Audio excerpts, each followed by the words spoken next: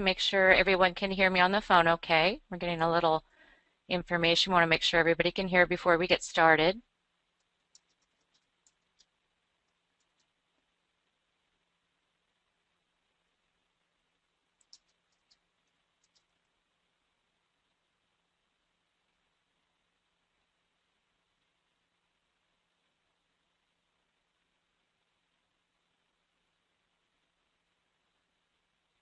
Okay, looks like we're almost ready to get going. We're looking here, and here's the intro slide for our host here, Geetesh. And Geetesh is an awarded MVP PowerPoint professional for over a decade now and works with the product development teams at Microsoft to provide feedback for new features and upcoming releases of PowerPoint. And he has been designing and training with PowerPoint for over 15 years, and he heads Indezine, a presentation studio and content development organization based out of India.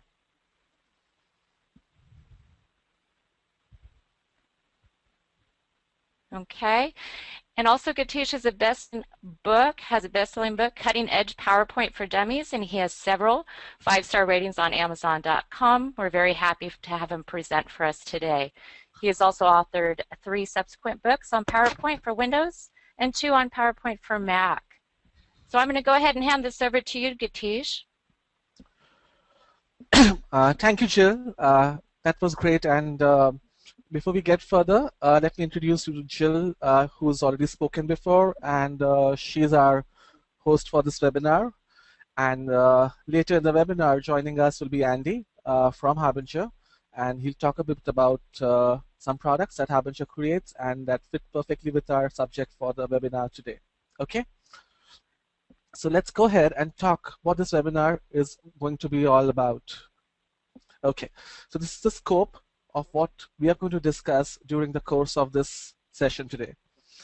First of all, I don't think I need to explain what Flash is, but we'll just go and do a little bit of look over there, and then we'll discuss what exactly is a Swift file. And then we'll look at why would you ever want to add Flash to PowerPoint. I know it is strange to say something like that in a session that talks about adding Flash to PowerPoint, but it's worth discussing because many times you can just manage without Flash. You don't need to add Flash to PowerPoint unless there's a special reason for that, and we'll look at those reasons as well.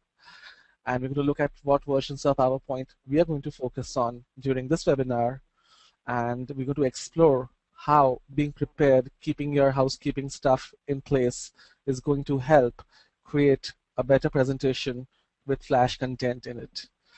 Then we go ahead and actually show you the process about how you go and insert Flash into PowerPoint, and then finally we look at what can go wrong. Okay, all throughout, I welcome questions. If you have questions that's relevant and related to the slide about what I'm talking about, please go ahead in the question panel and type your question over there. And Jill is going to keep a watch out for all the questions that come over. And she'll interrupt me as required and ask a question. And I'll be happy to answer them in the course of the session. Okay? So let's get started. First of all, I want to talk about what Flash is. Okay, so when you use the term Flash, it actually means not one, but 3 definitions, as you can see on the slide that you can see now.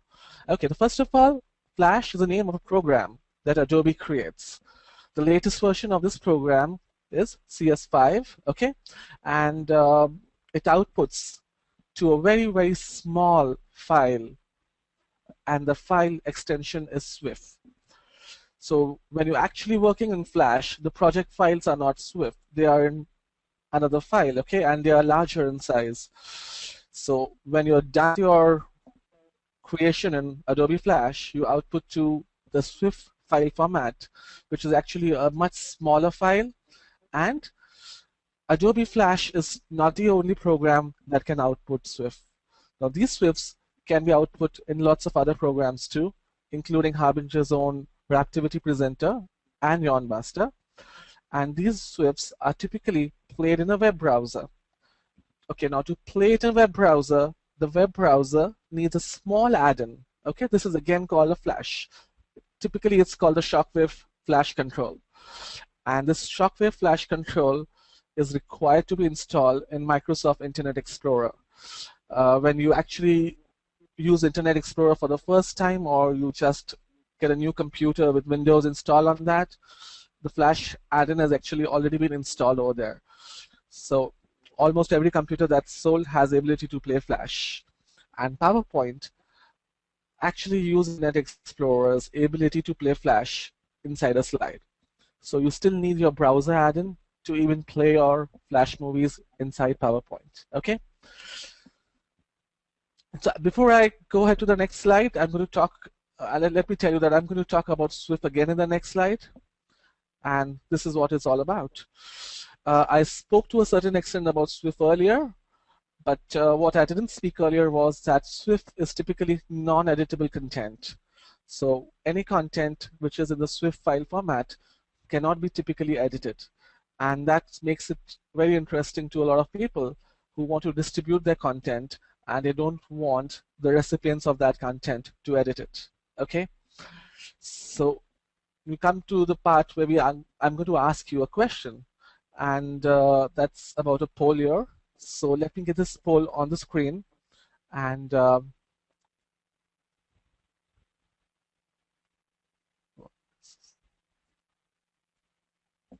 okay, so you all can see this poll on the screen.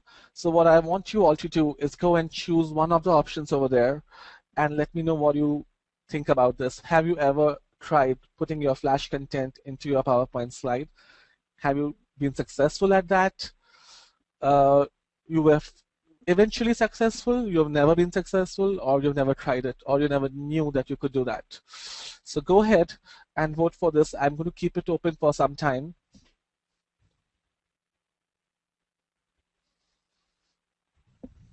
Okay. So I'm just going to keep it online for a little more while.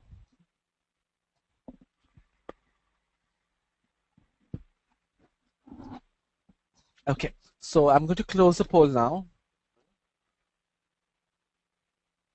and share the results with all of you. Okay, so what do we see here? A very large percentage of attendees today have never tried putting Flash content into PowerPoint, or they never knew that it was possible. And the second largest number of people say that they could do it, but only after several attempts. And the rest of the people say that rest of the people are in two blocks. One block says that I have rarely been successful doing that, and one block says that they've done it without any problems. So that's a great division of percentage figures there, and it clearly tells a story. And let's see how our presentation or our webinar for the rest of the 45 minutes or so can help us address to all of you. Okay, so I'm going back to the slide now. And now I'm going to go to a slide where I'm going to talk about, do you even need to add Flash to your presentation?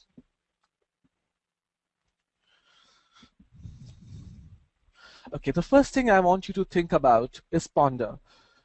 You just don't go ahead and add Flash content to your presentation just because you can. I have seen a few presentations where people have enjoyed a lot playing with their Flash content, and every slide title is an animated Flash movie.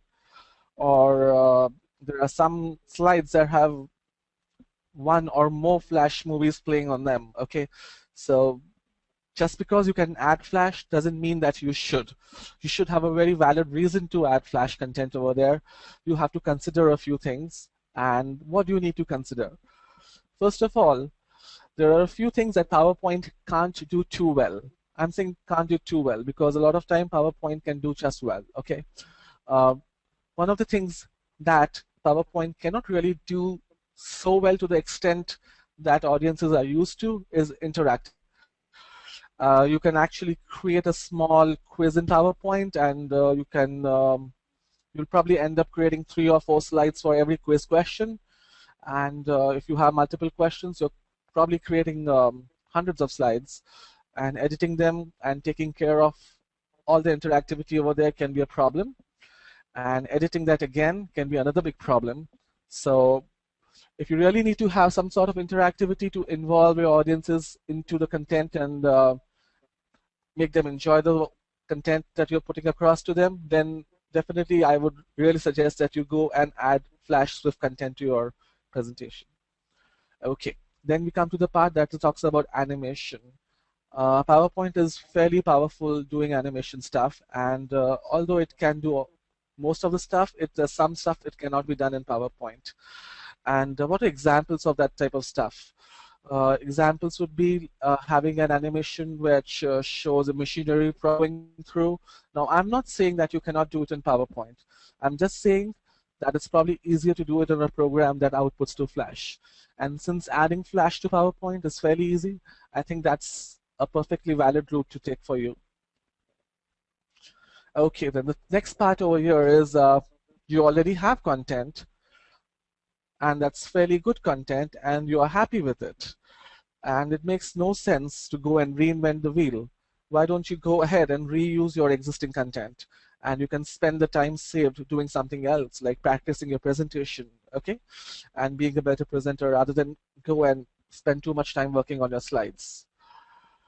And finally, as I said before, you probably want to distribute content that is not in a format that can be editable, and Swift files are perfect for the job. So these are the reasons you need to think about. This is something I've put across as ponder, consider, reuse, and restrict. At this point of time, if you still need and you believe that you need to go in for Flash content, you really should. Okay, so I'm going to go to the next slide now. And this is talking about the PowerPoint versions. What do we cover in this webinar and what we don't? Okay, we do cover PowerPoint 2007 and 2010 for Windows, more of PowerPoint 2010, but we still cover 2007 as well. Okay, we do not cover any versions prior to those versions, like PowerPoint 2003 or any other previous versions that came before PowerPoint 2003. Also remember that Flash content is not supported by PowerPoint on the Mac. And even if you use PowerPoint on Windows to insert Flash content, such presentations with Flash movies will not play on the Mac. Okay. And if you're using the PowerPoint viewer, most versions of the PowerPoint viewer, except PowerPoint 2010 viewer, the new one, and that also supports Flash only if you use a certain process to add it, do not support Flash as well. Okay, so how does the process work? It's essentially a three-step process, and the first step requires that you fulfill the four requirements, the four prerequisites that you need to insert Flash content into PowerPoint. Only when you have those prerequisites in place would you even consider adding Flash to PowerPoint. The second thing you do after that is do the actual Flash stuff and put it into your PowerPoint presentation on your slides. And finally, you're going to share your presentations, because typically no one creates a presentation only to see themselves.